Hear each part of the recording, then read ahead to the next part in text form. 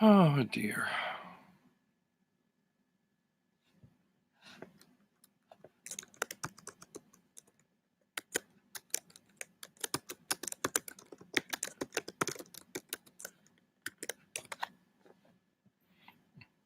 Hi, Sandra. You're first. Are you at home alone or are you with family?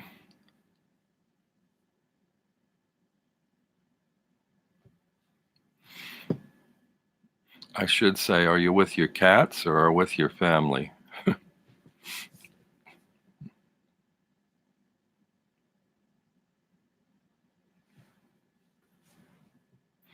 You're at home on your own this evening. Well, I'm glad I could spend time with you. I don't know how many other people will be popping in. I'm still having trouble adjusting to this YouTube studio thing. I'm always like clicking the wrong button. I think I'm all ready and I go to click it. And then there's this whole menu. It says stream live now. I click it and there's a whole menu of checklists and tells me to download this, that, and the other thing. I get totally befuddled by the whole process. But anyway, I just thought I'd come on and share a little stuff with you. I scheduled this for 3:55 here instead of 4 o'clock, thinking it might take me a little while to adjust to get the thing going before it actually started streaming or recording.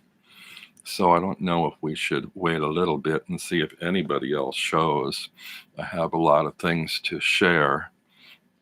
A lot of people are with family. Yeah, it wasn't quite as bad this time. I don't do these often enough, but the more I do them, I guess the easier it'll be to find my way around. Last month, the live was a mess. I got totally lost and abandoned the whole thing. And then, like 8 minutes into it, I found it elsewhere and got it going. And then some people came in, but I'd lost half of the audience. And Sunday's Child of Light, hello. Thanks for coming. So I decided to do this because hopefully everybody's going to go drop in to see Becca's live tomorrow night on Christmas night for those who are not spending it with family. And I thought, well, some are not only not spending their time with family on Christmas night, but Christmas Eve either. So I thought, well, I'll do a Christmas Eve live. And so here we are. And I have lots of little things to share with you. And wondering how you go about dealing with Christmas alone, whether it's, a blessing or a curse. It can be both. I mean, some people get really sad and depressed, but I didn't really want to talk about that tonight. I wanted to talk about how we make Christmas for ourselves. If we don't make it for family around us, how we make it for ourselves. Have I opened presents early? Not only have I opened presents early, I bought all my own presents. Who knows better what I like than me? So yeah, no, I only got my sister did send me a little package in the mail, which I think I showed a few things last time I did a recorded a video. She sent me a sort of a care package with some wooden ornaments and some butterscotch pudding and some little cakes, and I forget what the other thing was. There was something else in there. And Then I have one of my closest friends that I met for brunch the other day, and he bought me, I haven't opened it yet because I took the wrapping off of it, but I didn't open the box because I didn't want this falling out in my shoulder bag. But there's a little chocolate company famous in New York called Lilac Chocolates. And he gifted me this, which I will open and share with you now. So I haven't seen this. I'm sure it's chocolate since it's from Lilac Chocolates, but I don't know what it is.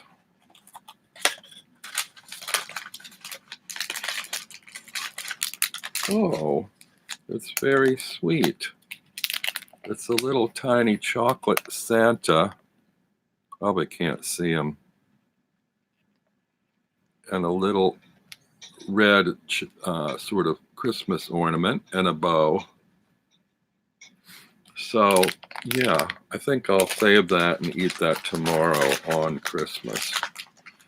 Luckily, it's not too large a chocolate. And what else? Oh, Marg. Hello, Marg. Anybody else pop in that I didn't notice? No, not yet. I also treated myself. I sent off for these.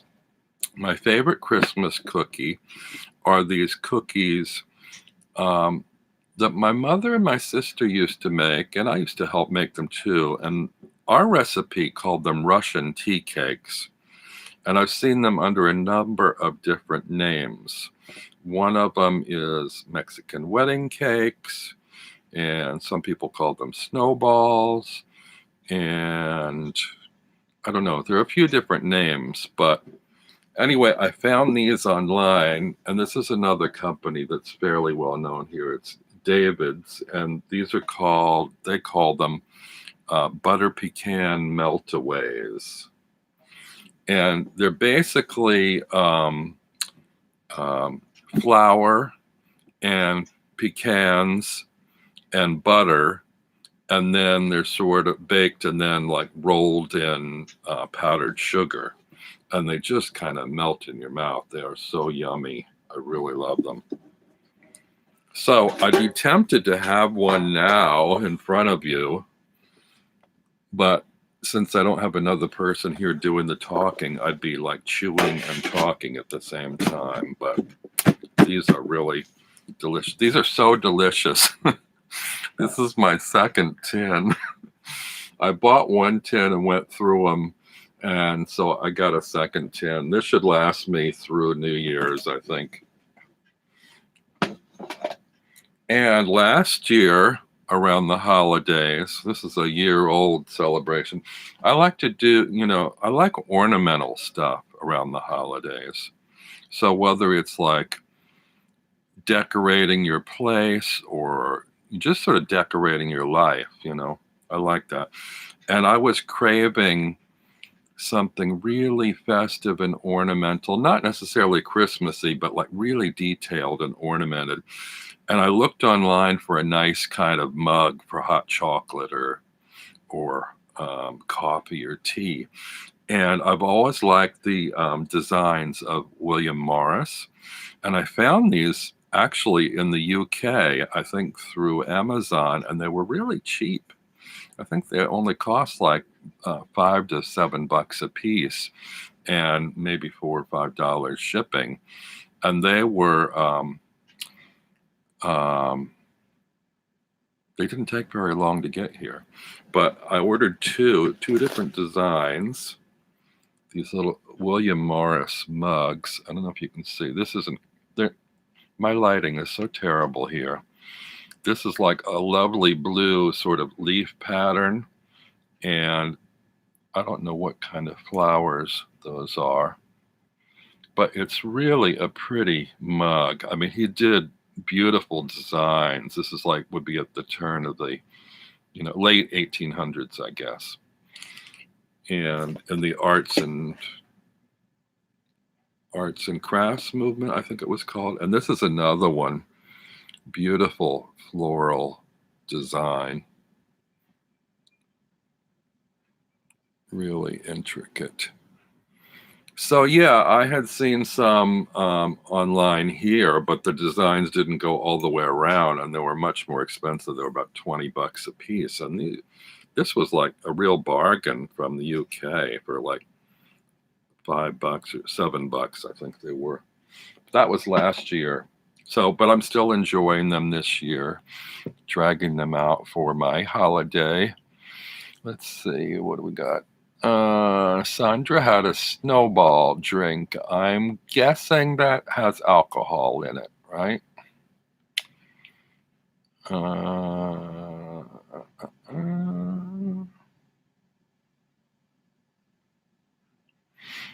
Sunday's child is also in the process of learning tarot. Yeah, I think we're all always learning. I'm going to show a few decks a little bit later on, but I started my channel more as a kind of a shopper's guide, because when I went into the occult shops to look at decks, you couldn't see them. They were always shrink wrapped, and it's like, you don't want to just gamble on a sight unseen deck or judge it by the cover illustration.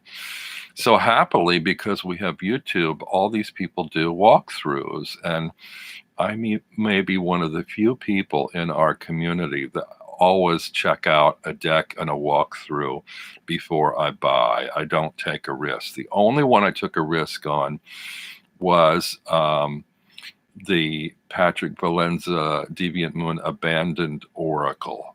And the reason I did that was he was taking pre-orders and threatened that if you didn't pre-order, you might miss out. They would sell out. And he showed a handful of the images, and I liked them enough that I thought, oh, I don't want to miss out on this. So I did pre-order, and it took forever. It's been like 6 or 7 months. And then luckily it finally came on December 13th. So that was a nice little extra Christmas gift. Sandra wants to get the Abandoned Oracle. I tell you, of all the decks he has out there, the one I don't have is the one everybody loves the most, the Deviant Moon. And I don't know what's put me off. I think it has a kind of an dark, grimy, greasy sort of industrial underbelly, industrial look to it, or something. There's something about it that I just can't get on with. But I really loved the colorization in the Trionfi della Luna. And when he prepared the Abandoned Oracle, it looked like it was going to be similar palette. So I got on there for that, and I'm thrilled with it. It's like the best, or maybe the second best Oracle in my collection. I can't decide between my top two, but it's up there. And I was so thrilled to have it, and it is working really well for me. I've only used it a handful of times, but let's see. Marg says she thinks the second mug's flowers are those huge Mexican marigolds that grow in Mexico and for use for Day of the Dead. It's possible, although I'm thinking they must be some kind of flower that also grows in England, because William Morris was a British artist, and at his time he likely wouldn't have had access to Mexican floral arrangements or whatever. Sandra says you can look at the decks at Watkins in Lennox. They have open decks you can look at for every one of their decks at Watkins. That's kind of amazing, because people don't want to buy open decks usually. And that means all the display copies are just kind of sitting there, not being able to be sold. Oh, for most of them they do. Oh, Sandra, I don't think I knew you had two Deviant Moon tattoos. You and Becca and Simon all have those tattoos.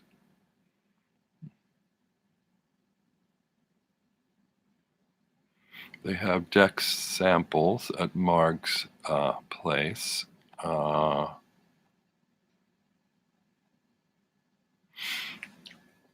So let's see, what can I show you? Well, since we're talking about this abandoned oracle, I actually don't like the front cover so much. It's like one of the cards I'm less excited about. I love the back, though. The infant. And I don't know whether you've seen these cards or not in walkthroughs. I've done a walkthrough. Simon finally did a walkthrough a couple days ago. I won't show too many of them. Those are the backs. I like the back design on this better than some of his other back designs. It's Envy. I really like the coloring in these. Oh, my lighting is just like really crappy. Let's see if I put it down to get less glare, but then it's sort of dark. Is that better? That looks like it might be better.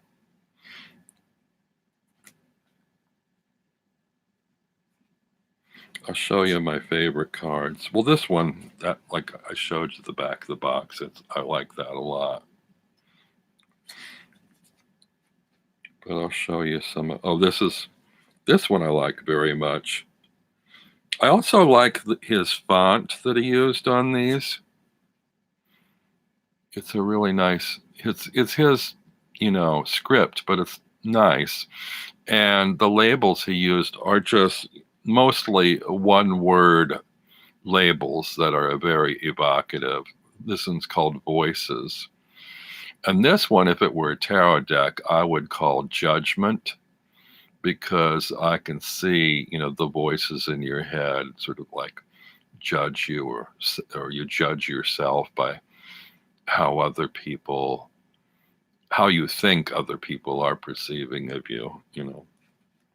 That one I like a lot.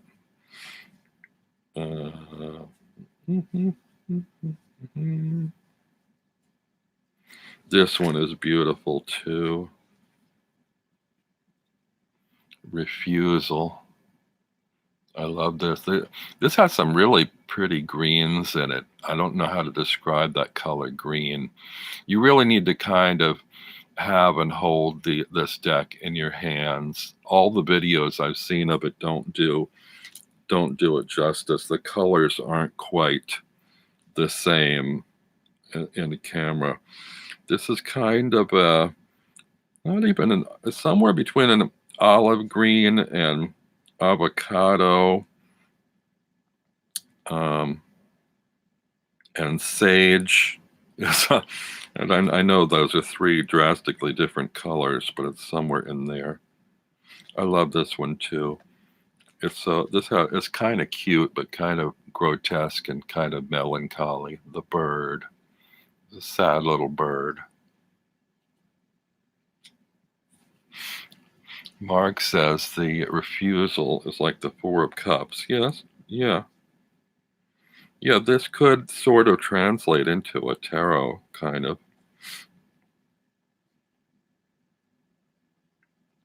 This one, this isn't a favorite, but it's kind of amusing. The Beggar. This reminds me of like Jacques Brel or Charles Aznavour or Frank Sinatra, like, from the 40s, singing some, you know, heartbroken drunkards, love ballad or something.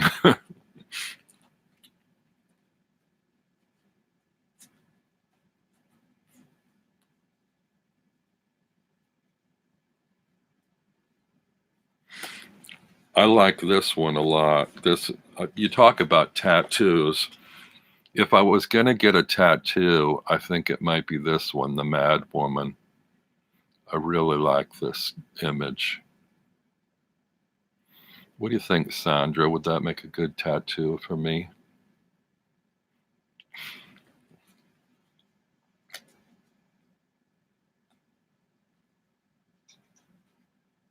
Oh, and this is a very mischievous cat. Kind of like the devil's cat.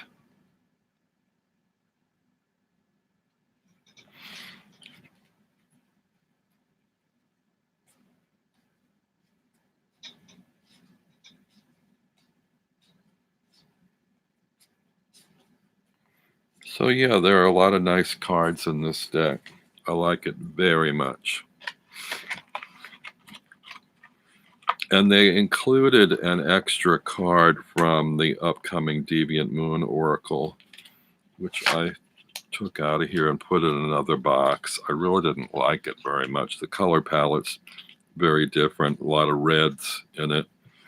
Not so many reds in here. These are kind of like, maybe that's why I have a little trouble with this card, because it does have more red.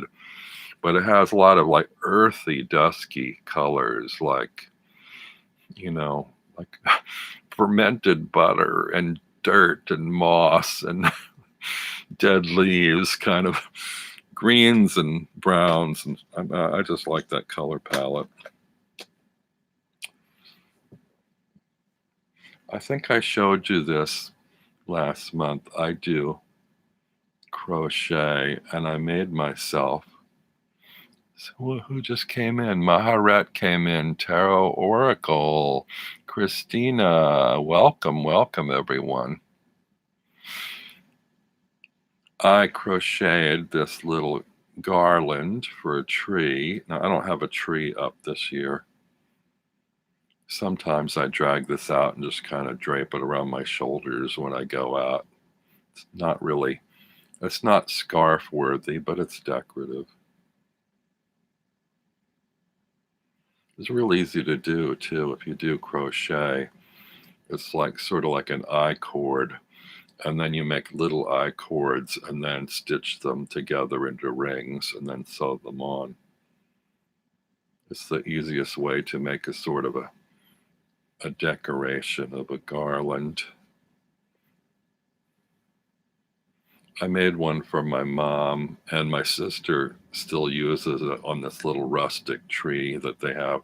She has a lot of trees in her house, but I was happy that they're making use of the one that I made on this very little, it's almost a kind of a Charlie Brown sort of tree, very rustic, very simple.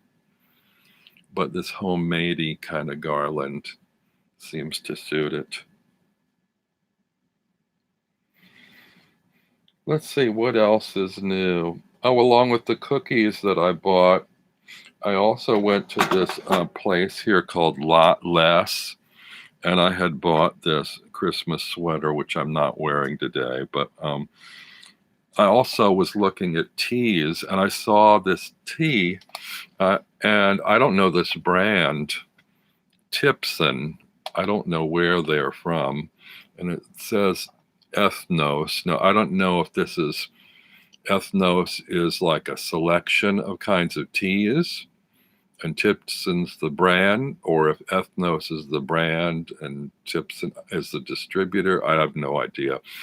But I bought it because it says winter lace, and I thought, oh, what a pretty tin, Actually, when I'm all done, you can see this rectangle here. I might actually store a tarot deck in here, possibly. It's like sort of a good shape for it. But anyway, I bought this thing, and it's some unusual sort of like wintry blend. And it turns out it's Ceylon black. Is it Ceylon black tea? Ceylon tea. Ceylon. Now I can't find the labeling for it. Yeah, Ceylon black tea, which I guess I've never had before. It's really nice. It's not bitter. Of course, I don't brew tea very long. and it has a really delicate flavor to it. Now, I don't know if this brand is different from other brands in the flavoring. I just, I do drink black teas, but um, the ones I get, I think the generic one is like orange pico black tea or something, or like English breakfast or Lipton or Tetley. Those are the kinds of things that I get. But I don't know, if the flavor changes. But this is a very delicate tea. I like this a lot. So yeah, I treated myself to that. Let's see what you guys are doing here. Do I crochet tarot bags? I have. They're not great. I have, well, like here's one with no tarot in it at the moment. Here, let's pop one in. I have done this, but this one has a little flap on the top that you can tuck in,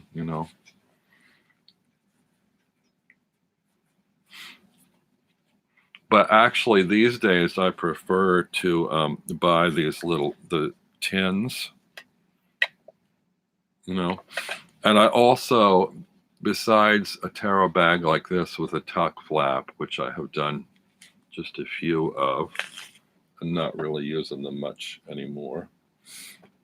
I also made these little ones like this with a strap, and there you go. But yeah, since I rarely, the only time I take tarot decks out of the house, I take them in my shoulder bag, and I don't want them loose or in a bag, because there's so much other crap in there that even in a little bag, they might get damaged jostling around. So I really like to put them in a protective tin in there. And there's usually some little zippered pocket that I can slip the tin in. The problem with these tins, unless you can get them at makeplayingcards.com, just a generic tin. I think they're $3 or $4, something like that. And you can have them customized. You can like download an image and have an image printed on there. And I think those are about $14 or something each. Which I haven't done. But if you just get the generic ones, you can put whatever deck you want in there, and then when you get tired of that deck, you can switch it out and put another one in. But since I have a bunch of these, I get confused as to which deck is in which tin. So I started kind of putting a little, masking tape on there and marking the name of the deck that's in there so I can spot it at a glance. This is one that the Royal Fez Moroccan. This is another Christmas present to myself that I ordered off eBay. I bid at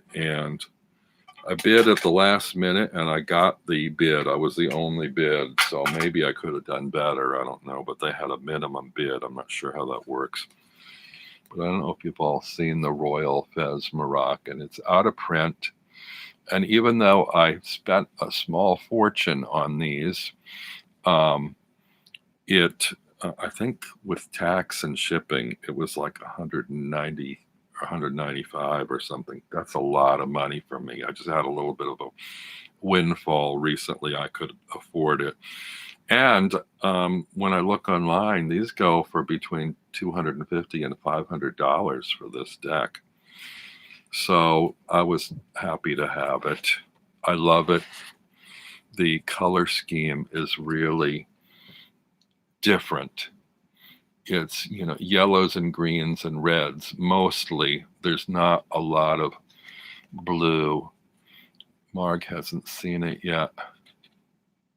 They make generic tins for tarot oracle. Yes, at makeplayingcards.com.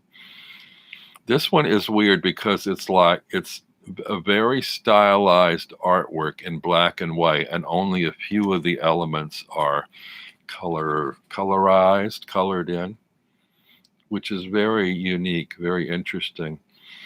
And I wonder whether the deck was actually completed, whether they intended it this way or whether they intended to color the whole thing, because the guy that, the artist that created it died before it was printed. And the guy that put it out did have it printed, but he died before it hit the mass market. And this was like, I think they did their thing in the 50s, and I don't believe this saw the light until like the late 60s or early 70s. But I saw this, I'm trying to think who showed this first. I think it was Brandt. I want to say Brandt. I might be wrong. Brandt from Louisiana. And then he found one for Simon, and Simon showed it too. Brandt is amazing for finding like rare, scarce decks, out of print decks at flea markets and sales and eBay and so on. And there was another deck that I had bought about a week before that I spent about 140 on, that Masha showed that she had borrowed from a friend of hers. And that was the Nigel Jackson tarot. See, it can get kind of dangerous if you're collectors like us and you start looking at these walkthroughs of out of print decks, because when they're out of print and nobody's talking about reprinting them, it can be a pretty expensive habit or investment. Now, here's another kind of thing. I was, for a while before I found the tins, I was investing. See, I don't like tuck boxes. So a lot of times if I use a deck a lot, I'll put it in alternative casing. So I found these plastic or vinyl index card cases. And since I found the metal ones, I haven't been using these much, but these cards are a little bit oversized. So this Nigel Jackson one I put in here because the used copy that I got the box was like really kind of grody, and the book too. But the cards are nice. This is Nigel Jackson. I don't know if you've seen these or not. I'm not thrilled with the backs, but the artwork on these is beautiful. It's a little bit delicate. That's the tower. Pinks and oranges. Very pastel-y kind of. Here's the Fool.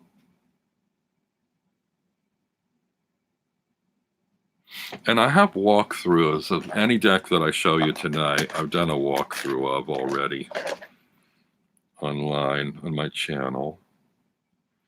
I think this one actually, there's some controversy because they switched the fire and water elements. Fire and water? No, not fire and water. They switched the wands and the swords. And actually, the wands they call staves, but they depict them as arrows. Fire and air. Sorry, fire and air. So yeah, this is wands are air here instead of fire.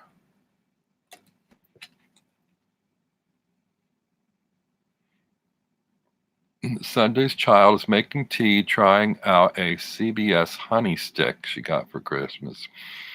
Going to be surrounded by teenagers this evening, ready to look at my new winter RWS deck. Is that the winter weight? I'm going to show that in a little bit. Kimberly Meyer, hello. Shuffle Dink. What is Shuffle Dink?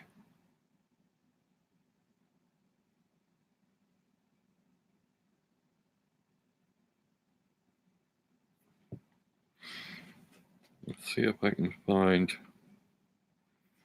There's some in here that I particularly like. The women's faces are really delicate. My camera is not going to do it justice, but the eyes and the features are very drawn out and sort of wistful. I'm trying to see if I can find.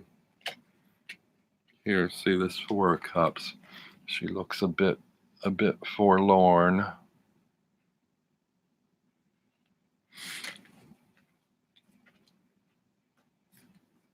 But this has, a really pretty coloring. Oh, here, the Empress. I love the Empress in this deck.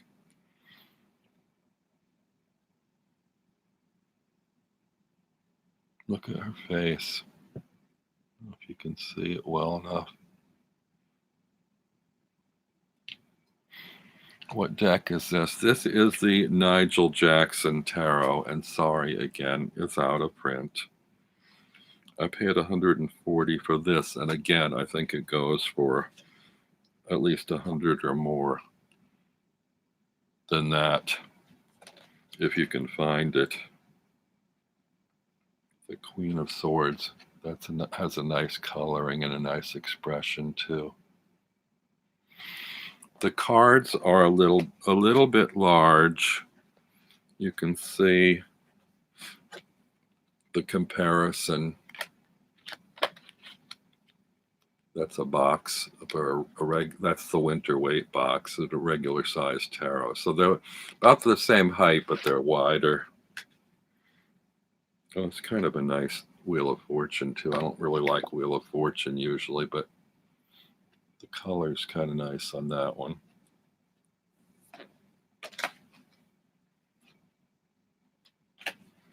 Oh, this is a nice sort of, I want to say wintry hangman. There is sort of grass on the ground, but the trees look sort of bare. It looks kind of wintry. Yeah, I'm kind of fussy when it comes to artwork in my decks. Well, here, this looks like a wintry card. 6 of Coins.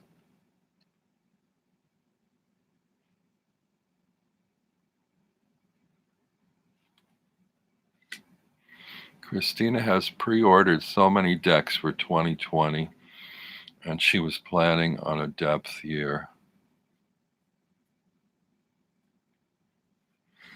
Yeah, I don't have any coming up because I haven't seen any. Oh, there were 1 or 2 that I sort of considered. I put on a list to think about some more, but they're not. I don't know if I'm just kind of grasping at straws or whether I really want them. That's pretty.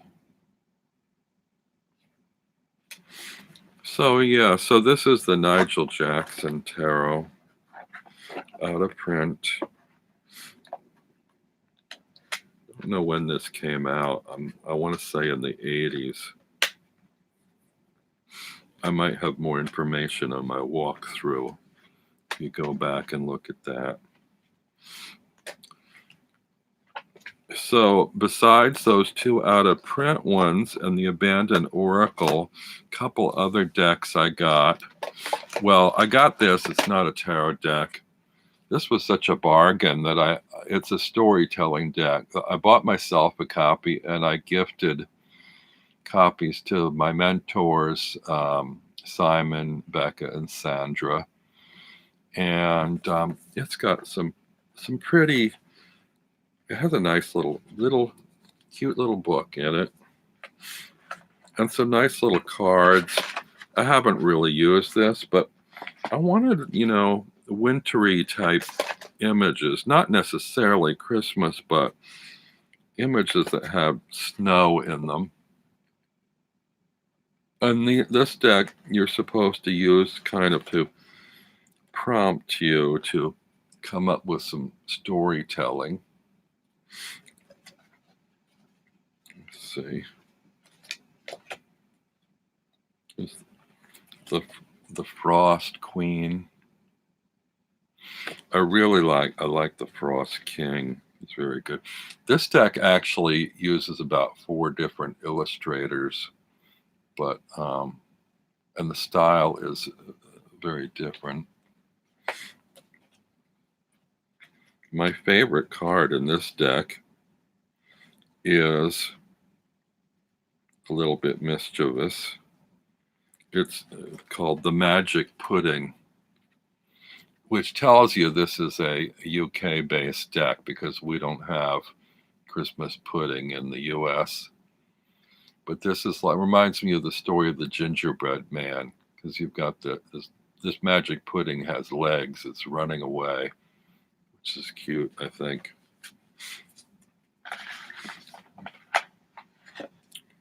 Yeah, so anyway, I got that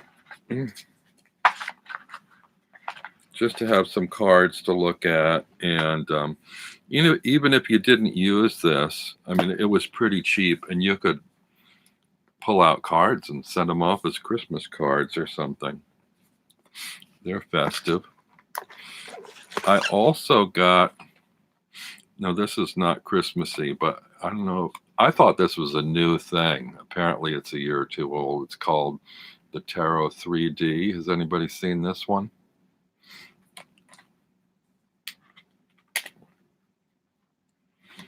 You open this up, and this is a majors only deck, and it's not particularly well done, but for the novelty of it, it's sort of fun. These are the backs, and I'm not really big about decks with crosses on the back. It's a little too religious for me. But let's see if I can find you some images. These look sort of like Madame Tussauds wax figures. They're photographs apparently of 3-dimensional, people, except they don't look like real people. They don't look artistically drawn, but they do look sculpted. So they kind of look like wax figures. But yeah, I don't know if you can see, they do have maybe I can find some that are a little more 3D than that one. Oh, here's a warning, nudity.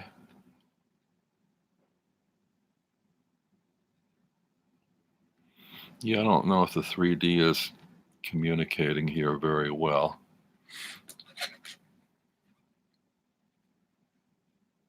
Oh, here's the Hermit. This one's nice.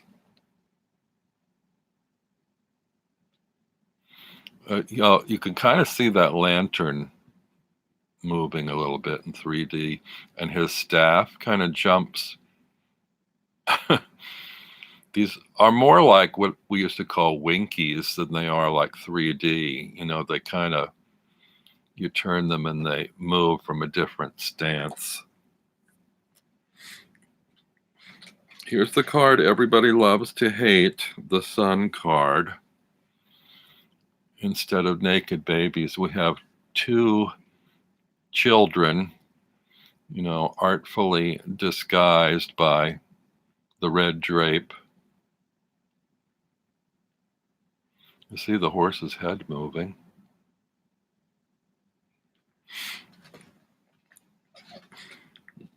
And I don't particularly like these images. Like I said, I just thought, oh, 3D, when am I going to see another 3D deck? I have to have this. It's a novelty. It wasn't expensive. It was like under $20, I think. And it's majors only. Some people don't like majors only decks, but I have a few that I like.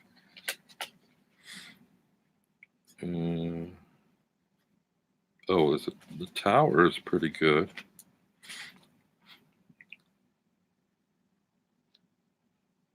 Oh, it's kind of dark. I don't know if you can see that.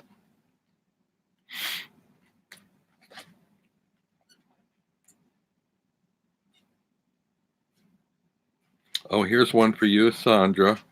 Her card of next year is the devil. Her year card for 2020. More nudity there. Sort of an interesting devil. Yeah, they're kind of creepy. So that's the Tarot 3D in a tuck box, and the box itself is kind of has a vinyl-y feel to it. Oddly, they're from Lo Scarabeo, and I was sort of surprised that they would put something out like this. But I think they've been around a couple of years, and I didn't know. I hadn't seen, I think I saw one walkthrough, and so I thought, oh, it's early. I rushed to buy it, and then after I did my walkthrough, all of a sudden I found 6 or 7 more and realized it's not a new deck. Now this one, this is the Golden Art Nouveau Tarot, which is a little bit late for any of you to buy for a stocking stuffer, which I was recommending, and it's not a Christmas or holiday deck, but it does have like very ornate images, which I like. This also is Lo Scarabeo.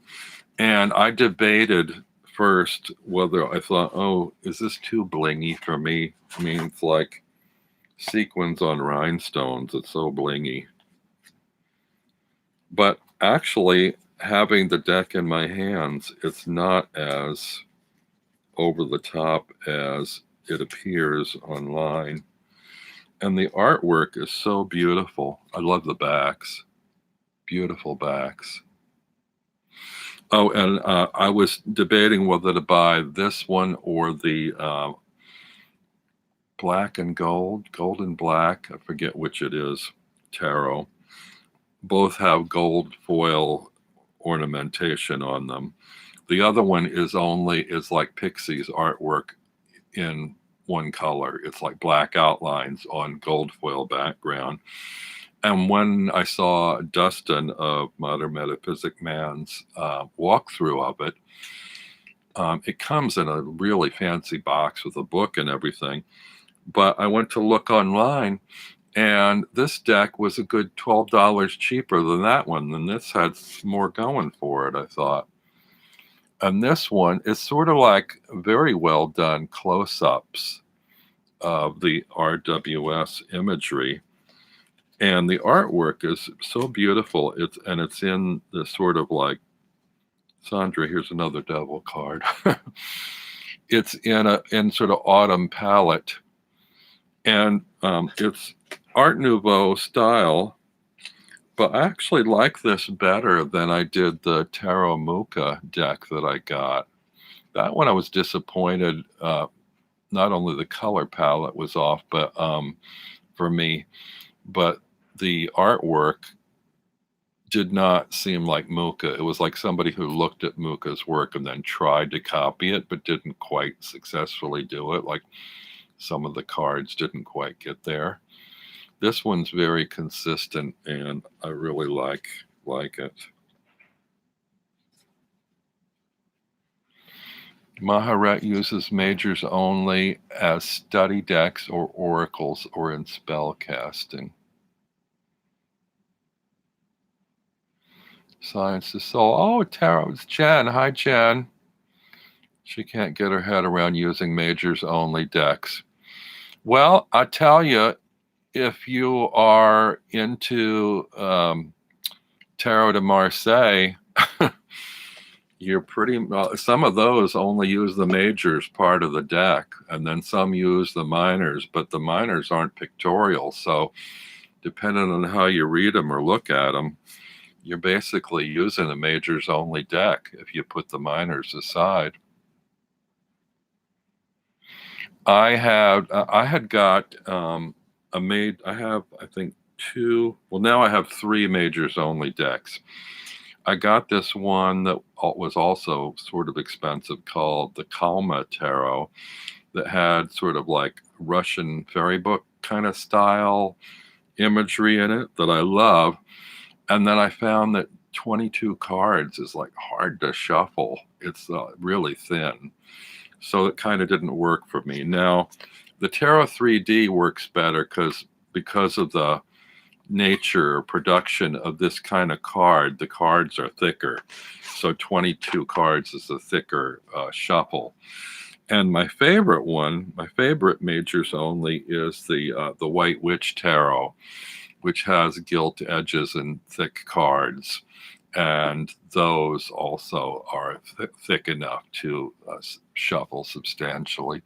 I don't riffle shuffle, I overhand shuffle. Jen picked up her last ordered one yesterday. Whilst there, she saw the Mystical Dream Tarot and got that too.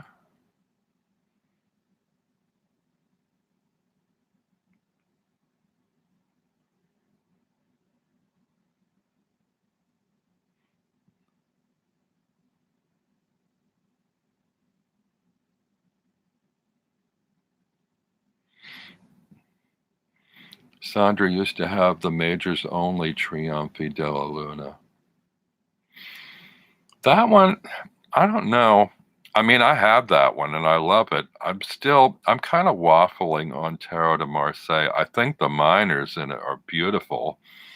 I still have trouble reading because I have to kind of reduce my thinking to numerology and suit interpretation. So I don't, I don't read into the images. There's not much in the way of the images to read from. So yeah, I don't know. There was this wave of popularity on the Tarot de Marseille around September where a lot of people in our community were jumping on the bandwagon and buying decks left and right. And I didn't have any up till then. And I got, 2 or 3. And now I've just kind of put them aside. It's not like I'll get rid of them anytime soon, but I'm just not reading with them. But, because of that, I've sort of come to appreciate Majors Only decks more. And sometimes I feel like, as much as it's nice to have, the full 78, that the minors are almost in some ways redundancies or refinements of the messages in the majors. You can almost, I want to do this as an exercise actually sometime. You might try this. Lay out, you have to have a pretty big table, but lay out your majors in a row, all 22 of them, and then go with your minors and look at your minor and see which message does it most relate to with the majors, and line them up under those until you've used up all your 78 and see how that works out. In the end, do you have any cards that really are just so drastically different from the message in the messages in the majors that you find you couldn't work with a Majors Only deck? So that's an exercise for you. I challenge you to try that. This is a beautiful Hermit card, and this one does have snow in it.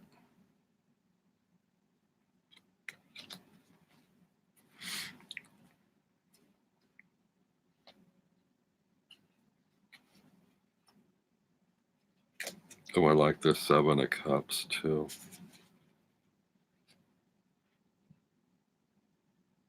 So this is a deck I almost didn't buy because I thought, oh, it's too glitzy, it's too ornamental.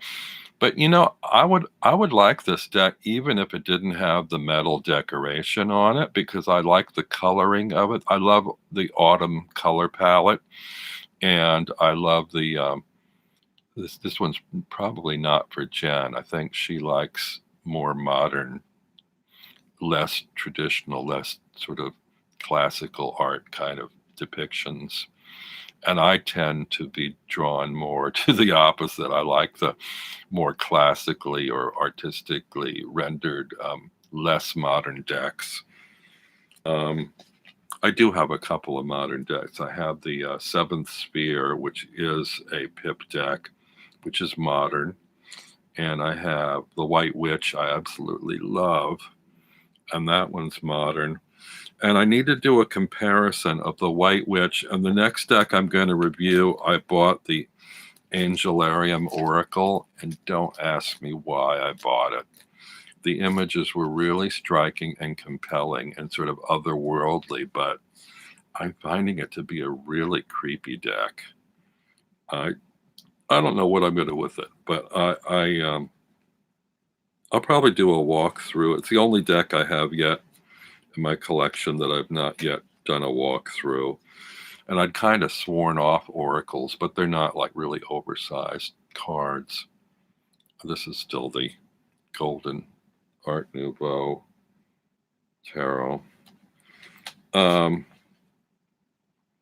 So yeah, I'm not going to show you the Angelarium here. It's also, a year or two old, but I was kind of intrigued by the images. The White Witch Tarot. All of these I have walkthroughs on my channel. I encourage you to go there. Also, please, if you're not already subscribed to me, please subscribe. And if you know anybody else that you can spread the word, please do. I'm at, I think, 286 subscribers, and I'm trying to break 300 by New Year's. So we'll see if, what is that, about 15, 16 people left to go? 14 people left to go. So, if you have friends, you can get to subscribe to me. I would really love that and appreciate it. I want to break that 300 mark.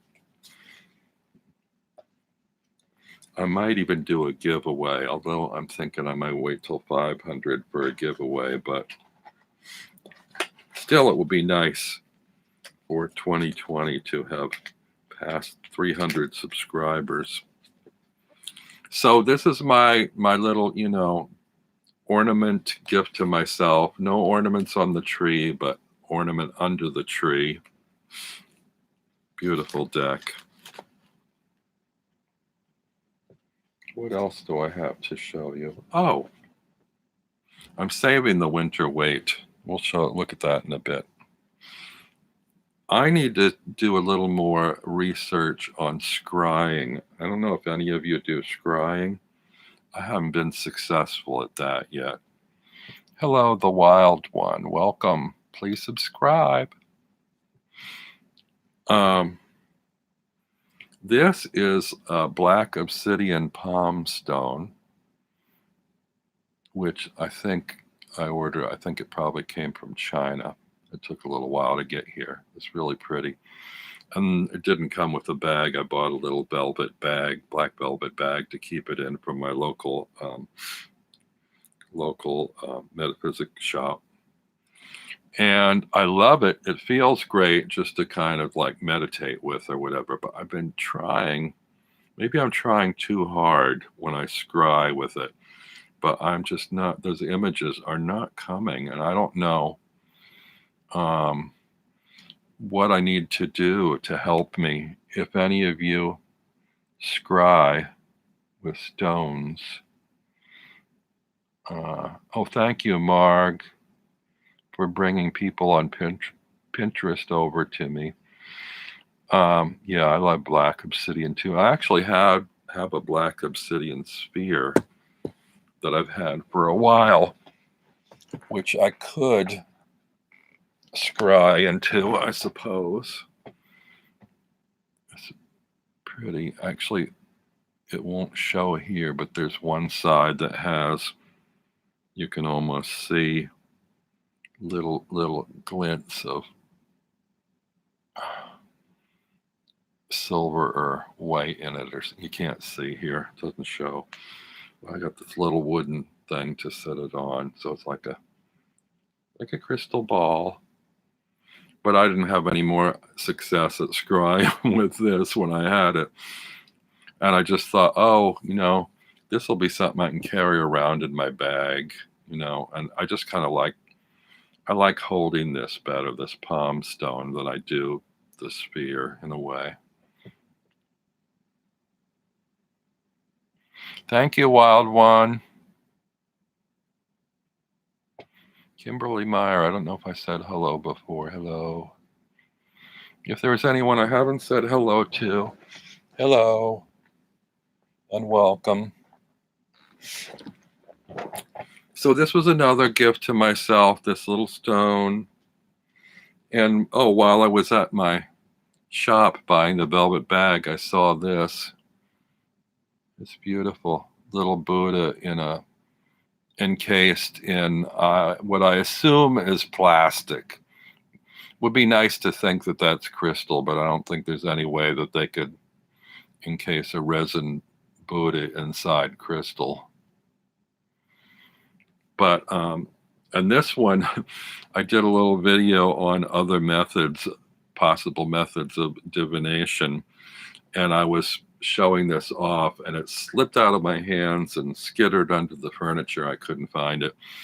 But when I got it, I wanted to show, I'll probably lose it again doing this. You can put it on a flat surface, and you can see it's not flat. It spins. You can spin it. I thought, I could use that for divination. It's sort of a heads or tails kind of thing, determine which direction I want to mean whatever I want it to mean, and then just spin it and see where it lands. And, I could draw out a chart on a piece of paper and then put it on that and spin it and see where it lands. So, that's an idea, At the moment, I'm just, it's in my bag with my black obsidian stone, and I'm hoping it doesn't scratch or damage having the two things in there together. But I think since it's probably plastic and the other is stone, I don't think that'll happen. Or maybe I should move it out of there. The other thing I gifted to myself, this is actually an old bag that's very pretty. We have these like little Tibetan, Nepalese stores here that have stuff, and I love this kind of phoenix brocade bag, but I've had that for years. But what did Jen say? Does it spin all on its own? Well, no, you have to kind of give it a little push. Do a video on all your spears, Sandra. Does Sandra have a bunch of spears? Oh, you have a crystal sphere collection. Yes, Sandra, absolutely. Do a video on that, please. There's a mention of altar space videos. I can't do that here because of my camera setup, unfortunately. One of these days, if I get a new camera or a new setup, right? Because I work, I do this on my Mac computer, and it's like really tricky for me to pick up the Mac and hold it as a camera or to pan around the room. I can't see what it's seeing as I show you, so it's a mess.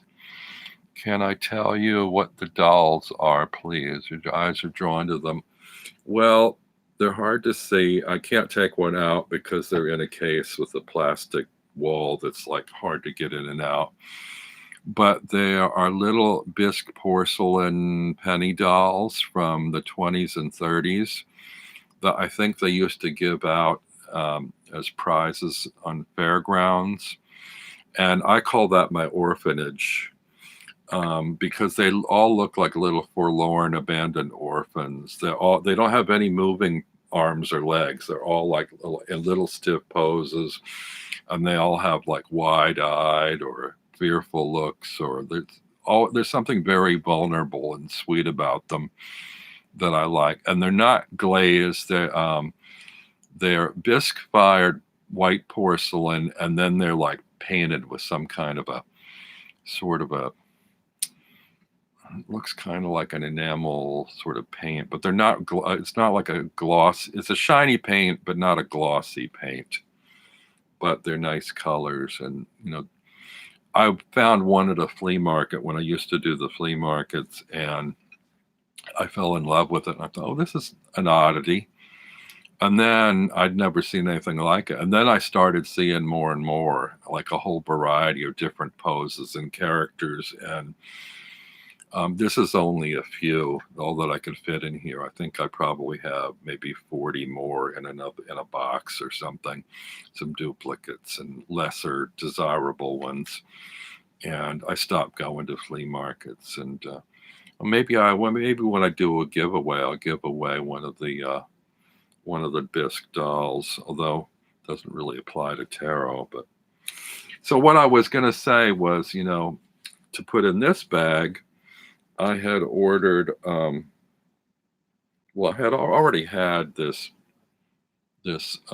pendulum that I put on a silk cord to wear as jewelry, and potentially use as a pendulum too.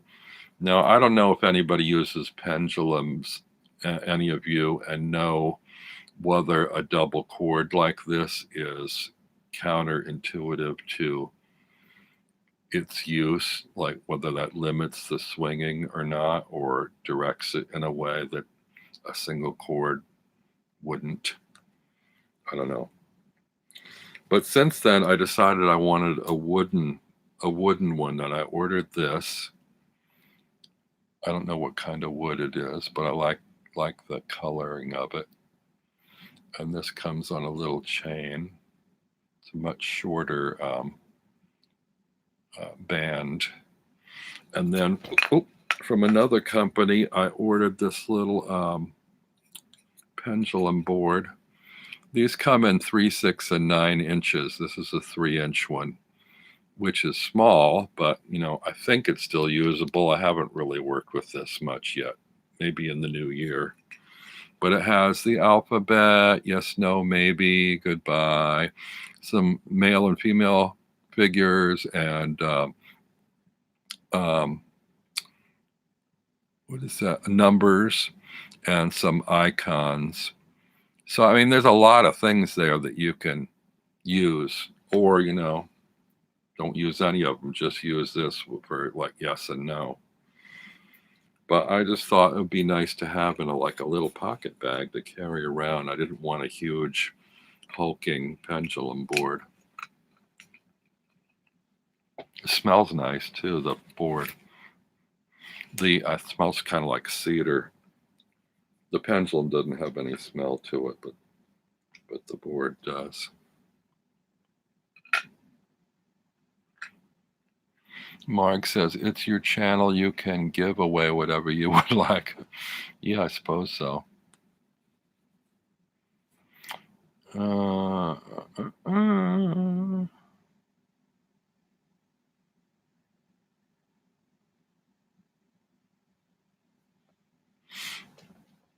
Well, we've been on just over an hour. I don't want to keep you folks too long. I don't know whether you have other things to do. Oh, here's a couple other little things. When I was looking into other methods of divination, I also found, I thought about picture dice. And I found this online, and it comes in a cute little linen holiday bag with like Christmas trees and reindeer and presents on it. I thought, oh, that's kind of neat.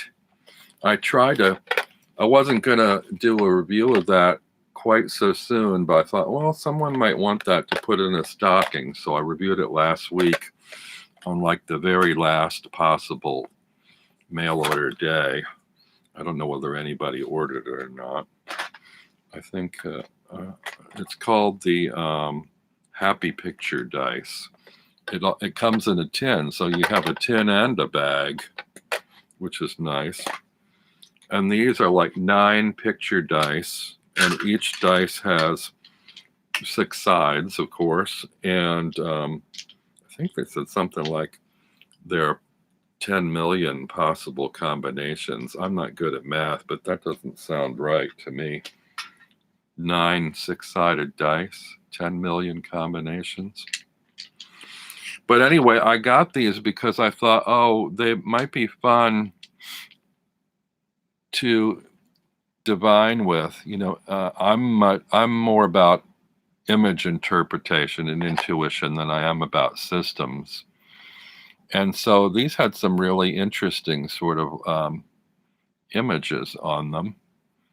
And like, here's one, depending on how you read it, these people could be dancing or fighting or meeting and giving each other a high five.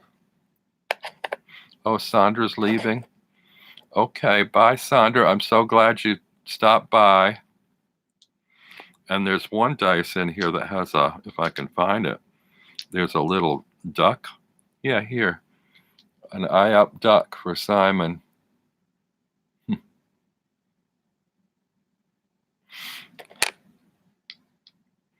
And I think this one, now Jen, aren't you in Australia?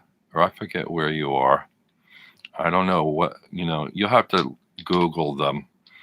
This one is called, it had two different names. It's called the Happy Story Dice on Amazon US, and also was, I think, something like Jane Image Dice or Jane Picture Dice or something. No, sorry. Zukov. Well, look at my review. It'll tell you. But there was a second set that I didn't like as well. This one's called Roll a Story, and this comes in a kind of a cheesy nylon bag, which isn't as nice. This one has 10 dice in it, and there's color on the dice, and these dice are organized by subject as opposed to like random images. Now, I like the images on the other set better than these, but it's nice. Like this one, like for instance, has sort of there's a book and a table. So like this one, I guess, is sort of objects, a clock. And then there's another one here that has faces on it. So it's sort of like emotions or attitudes, So, I mean, and then this one has sort of weather patterns on it, like sun and clouds and looks like snow, I think. Clouds. So that has weather patterns. One has sports.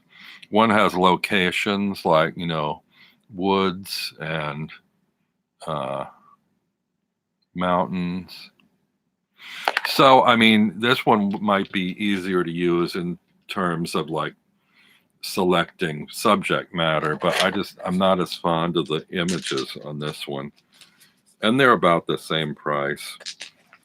So, and this one's called Roll a Story. But I think I like the other set better. It all, comes down to your own preference. And I mean, you could buy them both, and they're not that expensive. They're like under $10 each. So, we'll see what happens with that. I also, because of one of our community who's having vision issues, it got me thinking about my own vision and people who are older who are losing their visual senses, and thinking about divination in terms of, how do you divine when you don't have your sight anymore? Because tarot cards, unless there's a braille set out there, you can't read with them. And even these picture dice, these are not embossed, so you can't feel the images. So one of the things I might be checking into in the new year is either rune stones that are embossed or domino divination, because dominoes have the indented pips on them. So, of course, you'd have to like study ahead of time and sort of memorize the meanings for each of the tiles. And divination, hello. What sold out on Amazon? Christina said the dice sold out on Amazon. Oh, I think there were only a couple copies left when I got mine. So maybe somebody picked up on my walkthrough and ordered them. I'm sure they'll get them back again. They probably also sold out because of the holiday bag they came in, which was kind of a selling point. I don't know after that whether they're going to still have it. There's a tarot ring on Amazon divination's interested in. Someone should create a Braille deck, Jen. Yes.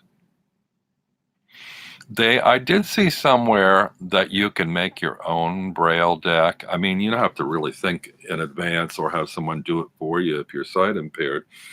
But they have a little tool, like a little kind of a punch tool and a diagram I think you can download.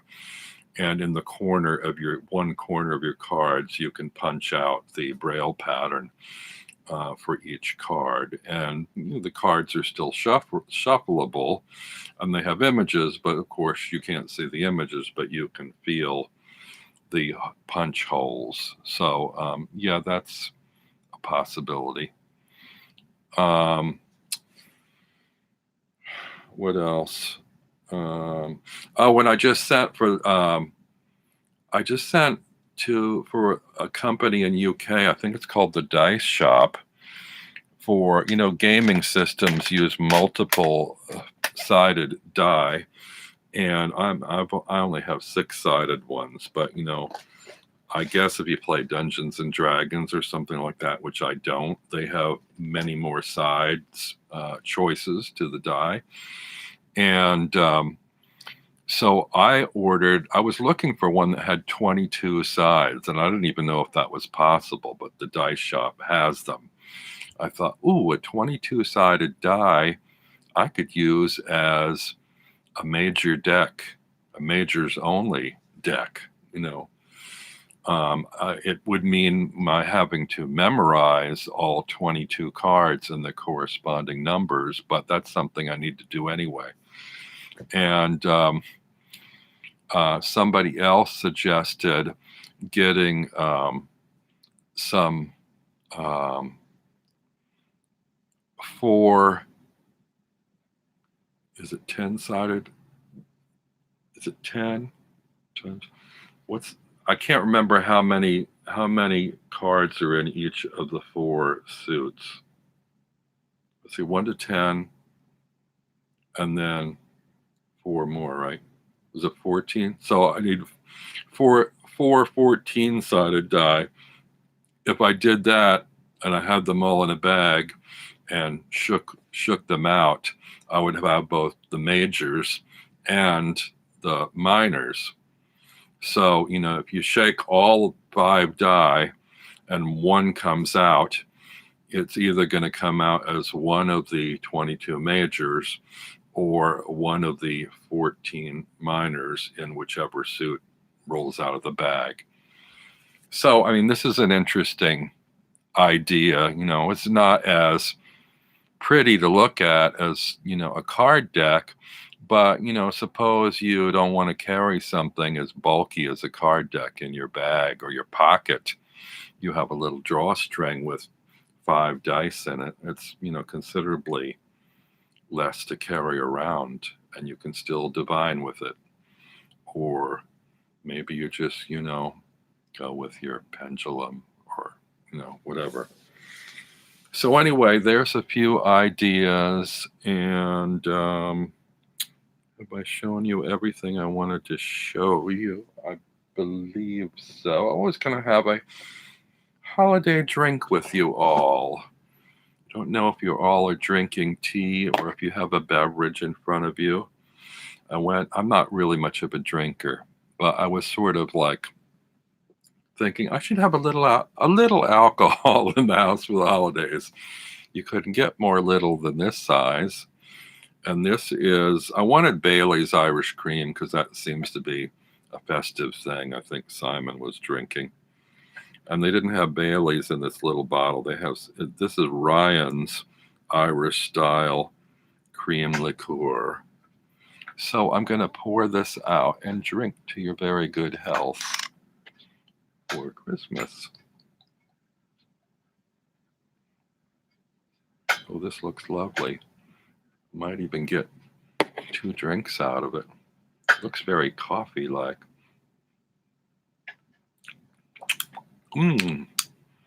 Sweet and stingy alcohol.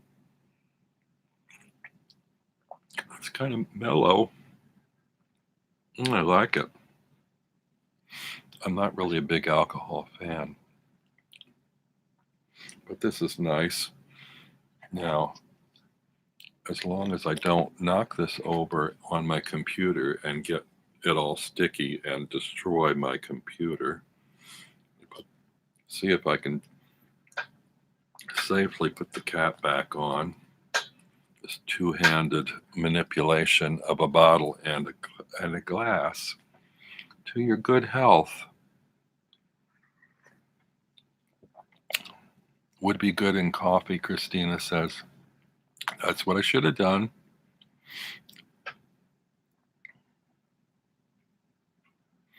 Divination saw a Braille RWS deck online. Tarot Garden sells it, she thinks.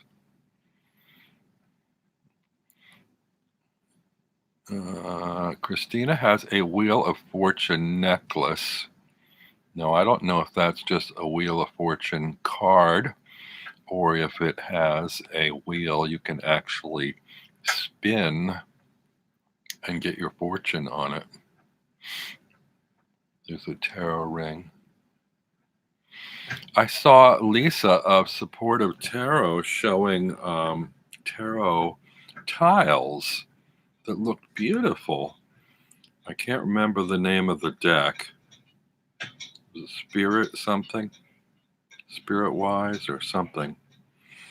And I thought, oh, well, maybe I like the images, sort of. Maybe there's an actual card deck corresponding to this. So I looked it up, and there actually is one. The tiles themselves were going for, I think, $300. And I thought, I don't think I can't manage $300 for a deck, a bag of tiles I don't absolutely love. Sawyer's Path, there you go. Christina, thank you. Sawyer's Path tiles are $300. And it looked intriguing. I don't know whether I would use it much. I like the idea of having them in a bag and shaking them out and using them, although the images were pretty small, and I don't know if I'd have trouble with that. I'd probably do better just to order the Sawyer's Path tarot deck. But I liked the idea of tiles in a bag. Sunday's child is Michelle. Happy holidays. Oh, she's off to her brother's for Christmas Eve gumbo. That sounds wonderful.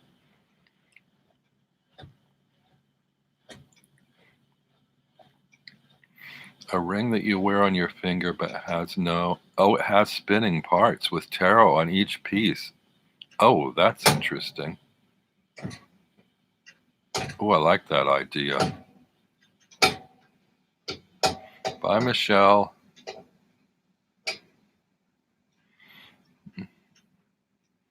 Well, does anybody have any questions for me? Because I've been on here 1 hour and 20 minutes, and I should probably let everybody get on to their own festivities, whatever they might be. And so if you're home alone, like maybe you're watching Home Alone, the movie, or some other Christmas movie. Last night I watched Bell, Book and Candle, which I love. It doesn't have tarot in it, but it does have magic, which is great. And the other one I watched is a movie I love that is very rare and hard to find. I got a bootleg of it. It's only available online through a VHS. I don't know why it was never put out on a DVD, called Reckless. And there's like 6 movies called Reckless. This one is a Christmas movie starring Mia Farrow from like 1996 or something, that I think, I don't even know if it hit the theaters or if it was like directly on PBS or something. But it's a really charming sort of dark humor movie about this wide-eyed, innocent little wife that lives in this little house in a little village that looks like it's, right out of a snow globe. Beautiful. And Christmas Eve, she's all like cozy and snuggly in bed with her husband, watching the late night news and, waxing on about the holidays. And then her husband has a little breakdown and tells her that he had a moment of weakness and took out a contract on her life. And at midnight, this guy he paid is going to break in and is going to pretend to look like a botched robbery, and he'll kill the wife. So he helps her like sneak out the upstairs window, slide down the roof, and run off to the neighbor's house in her, pajamas in the snow. And there the adventures continue to unfold. It's a fantastic, whimsical, and yet sort of slightly dark movie. But it's really, I love it. I love it. I hope someday they release it on a DVD. In the meantime, you can find everything online somewhere, and I found somebody who had made a bootleg DVD of it for me and let me buy it, and I was very happy about that. So I watched those. I also wanted to watch Nightmare Before Christmas, but weirdly, my laptop computer that I watch DVDs on, kept spitting it out and wouldn't play it, so I can't see it. And what was I going to watch tonight? There was something else. Oh, I might watch. My favorite actress from the 40s is Claudette Colbert, and she was in this wonderful Christmas movie called Since You Went Away.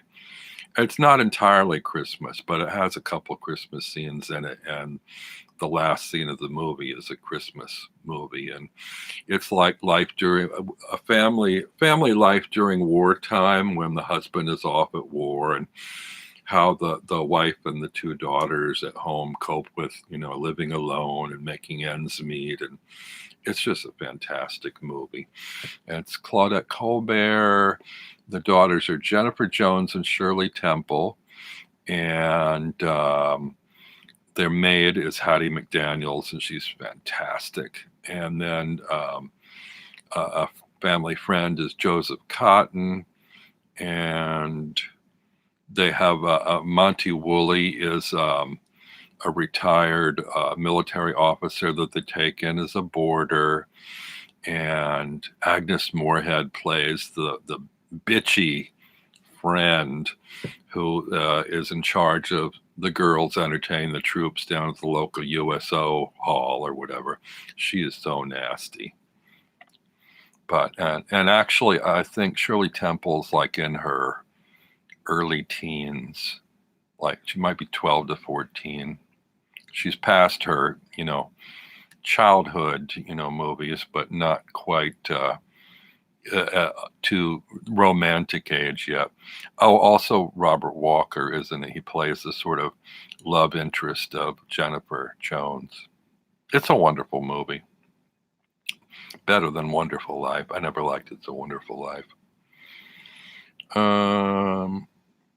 Thank you for liking my holiday sweater, Dee.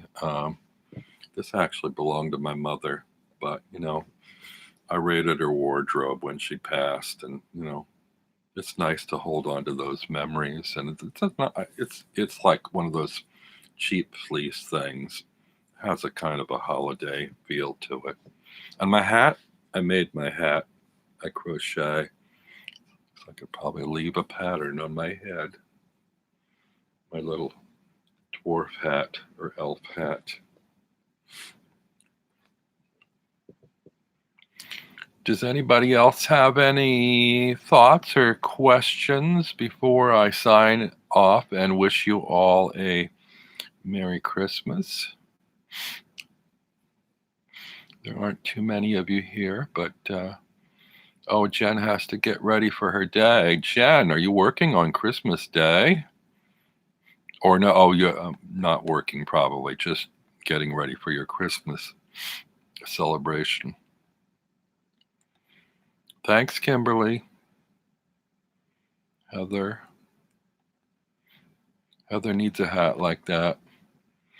I do have some. If you go to my Facebook page and look at my photo albums folder, I think there's a folder in there called accessories, not accessories, accessories. And there are some hats that I've made in there in my older inventory, and you can look at those. If you click on each one, it'll show you how much they're selling for. I'm not keen on shipping outside of the country. I'm sorry to say. I don't know where you are, but because of customs forms and the shipping fee and stuff, it can get complicated and unmanageable. And I'm just not that keen on. Hello, Brianne. Sorry you're coming a little late.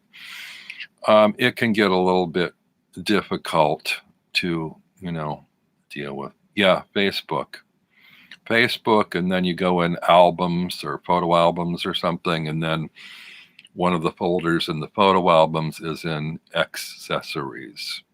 You're in Tennessee, so yeah.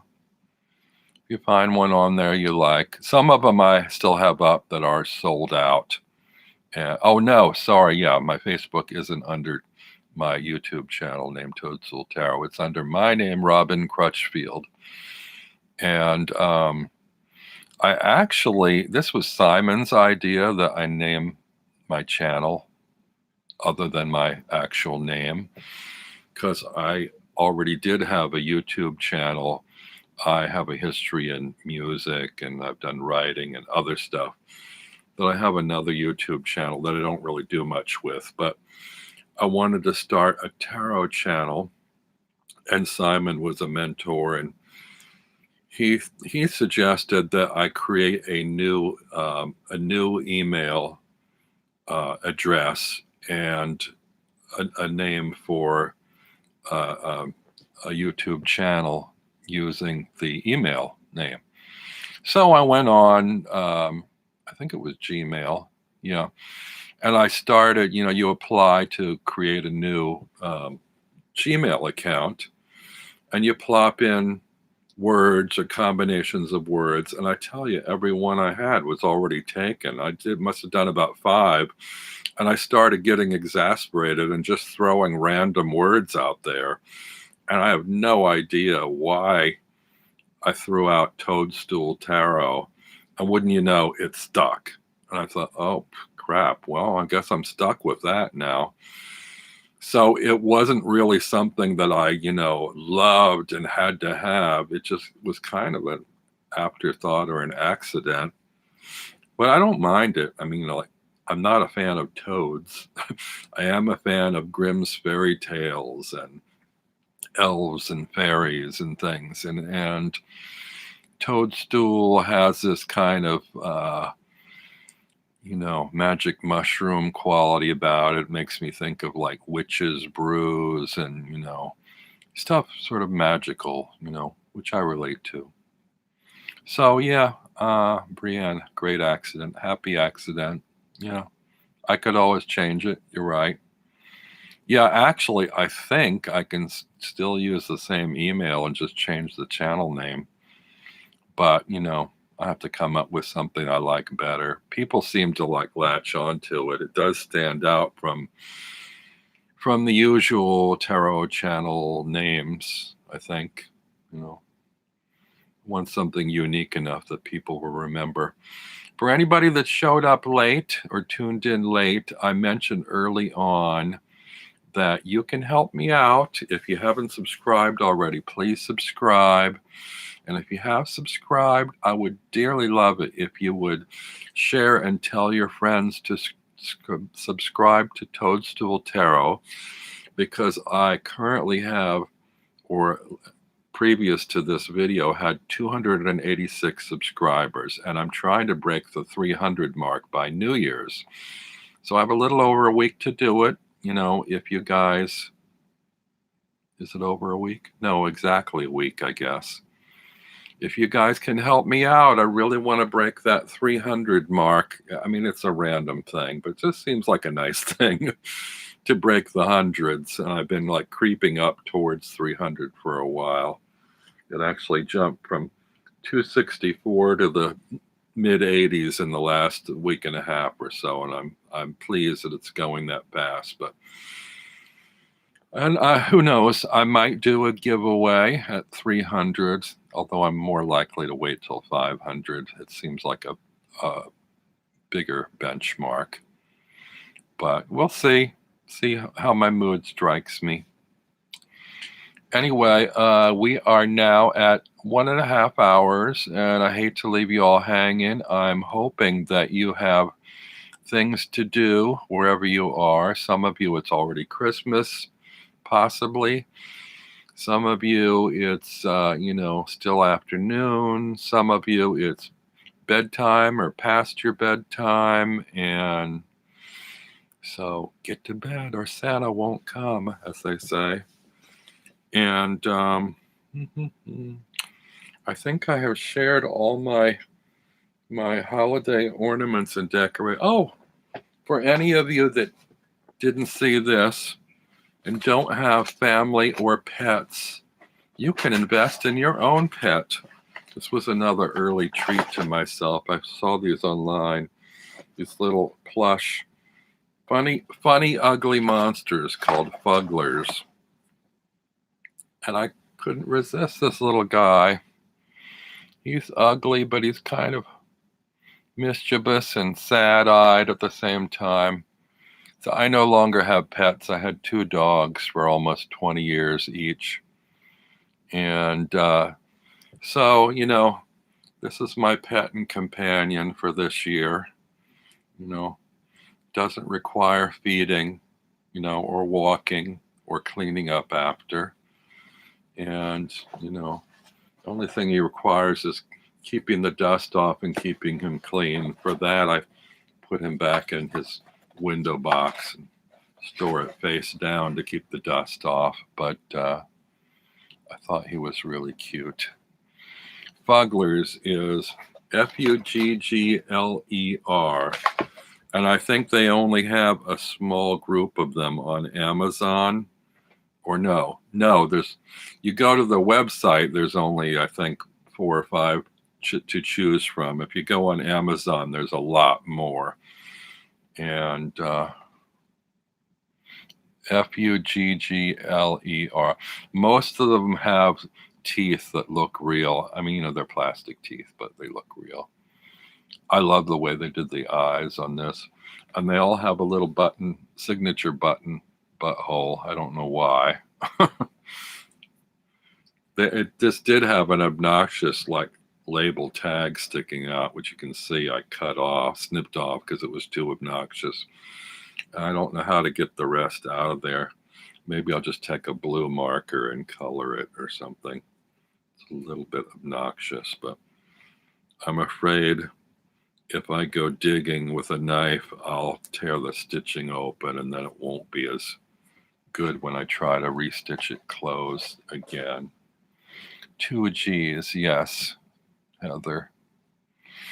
So anyway, my Fuggler and I are saying Merry Christmas to all, and to all a good night. And I hope you have a lovely holiday today and through to the new year. And I will have a new live. I hope I have something to talk about on the first Monday in January. I don't know what that date is yet. At 4 p.m. in New York City, same time as this was. So check your local listings, and I hope to see you all then. And who knows, I might have a new deck to show by then, but Unless something comes down the pipe, I don't know, because like I said, I don't really have anything waiting in the wings at the moment. But it's always nice to spend time with my community. I appreciate you all. And Dee says it's January 6th. I will double check my calendar, but that sounds about right. So again, happy Christmas, Merry Christmas, and good night to you all.